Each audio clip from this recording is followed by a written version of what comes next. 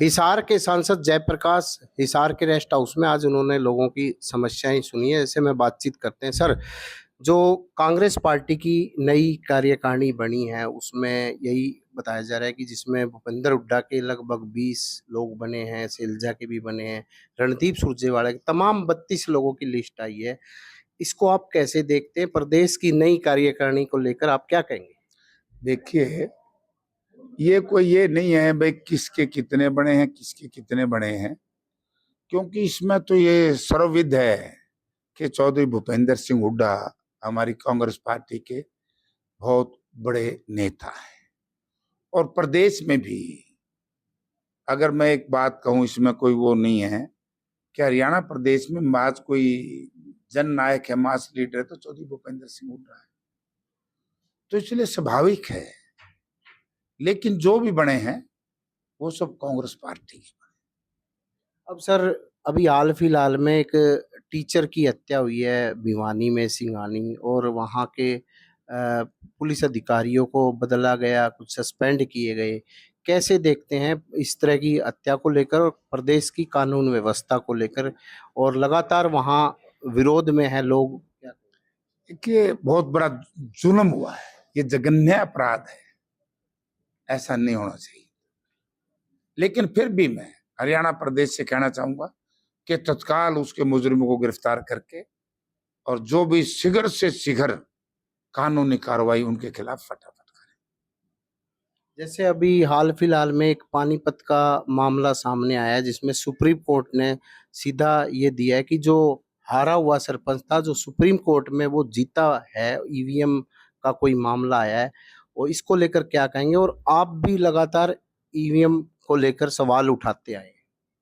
देखिए, जो हम बार बार कह रहे थे भाई ये वोटिंग पैटर्न बदल लो, मशीन की बजाय बेल्ट से करा लो, अब तो सच्चाई सुप्रीम कोर्ट के सामने भी आ गई कि भाई ये वोट में गड़बड़ कर रही है सरकार।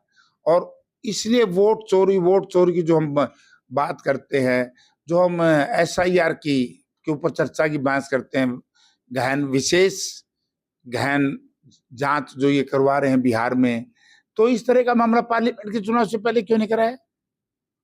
पार्लियामेंट में दो दो बार इन्होंने कंक्लूड करके बताया, आज रिजल्ट कुछ है, 5 दिन के बाद वोट अलग बताई।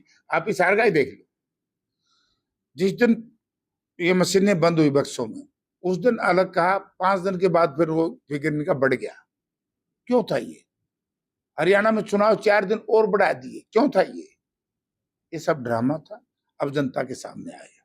जैसे कांग्रेस पार्टी की 37 सीटें आई थी और आप लोगों ने भी इस मामले को पूरा उठाया था, पर जो अब बीजेपी के नेता ये कहते हैं इनके भी तो 37 एमएलए बने थे, वो कैसे बने कांग्रेस पार्टी के? बात उसकी नहीं है, ये ज्यादा मार्जिन से जीत रहे थे।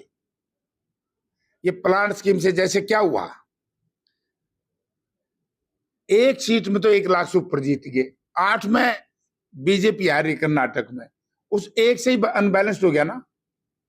तो ये जो गड़बड़ करते हैं ये उन सीटों पे करते हैं जहां पर 10-5% का मार्जिन, गड़बड़ 100% है। और फिर मैं कहूं गड़बड़ नहीं है, और ये भी कहते हैं मशीन कांग्रेस लेके आई। लोग जो सरकार बनाते हैं, सरकार बदलते हैं, और प्रजातंत्र में कानून बनाने का अधिकार तो पार्लियामेंट को है। कई बार आप देखते हो कि पार्लियामेंट में खुद का ही अगर कोई कानून में खामी रह जाए तो दोबारा सेशन में उसको ठीक कर लेते हैं। तो चलो, हमसे कोई बात हुई है तो ये बदल लो, ये क्यों नहीं बदलते? क्योंकि दाल में काढ़ा है, मशीन के बिना तो राज ही नहीं बन सकता। एक सर, जुलाना का जो आपको पता होगा मामला सामने आया कि रिश्वत में पकड़ा गया वाइस चेयरमैन, जो उसको लेकर क्या कहेंगे? वो तो ईमानदार है, भाजपा ईमानदार, भाजपा में भ्रष्टाचार नहीं है, तो वैसे पैसे खाते हैं, कई लाख रुपया खाते हैं।